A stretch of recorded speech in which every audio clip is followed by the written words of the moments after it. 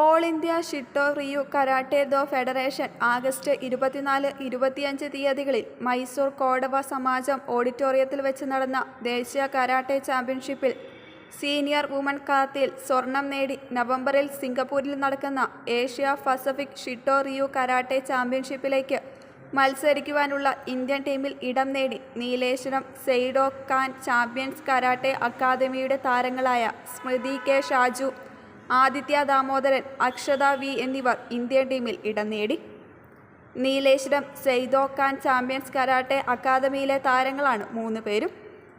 സെയ്ദോ Khan international ട്രെയിനറും Asian chief കോച്ചും Asian karate ഫെഡറേഷന്റെ ജഡ്ജുമായ കോഷി ഷാജു മാധവന്റെ ശിക്ഷണത്തിലാണ് ടീം ഈ വിജയം കരസ്ഥമാക്കിയത്. നല്ലോമ്പുഴയിലെ ഷാജു സിന്ധു ദമ്പതികളുടെ മകളാണ് സ്മൃതി. കണ്ണൂർ SN കോളേജിലെ അവസാന വർഷ PG വിദ്യാർത്ഥിനിയാണ്. വെള്ളൂരിലെ ദാമോദരൻ സുചിത്ര ദമ്പതിമാരുടെ മകളാണ് ആദിത്യ. ബാംഗ്ലൂരിൽ 2ാം വർഷ ബിരുദ വിദ്യാർത്ഥിനിയാണ്. കടുമേനിയിലെ വടക്കേ വീട്ടിൽ ശശിധരൻ ശൈലജ ദമ്പതികളുടെ മകളായ Akshata Mathil Gurudev arts and science കോളേജിൽ 1ാം വർഷ ബിരുദ വിദ്യാർത്ഥിനിയാണ്.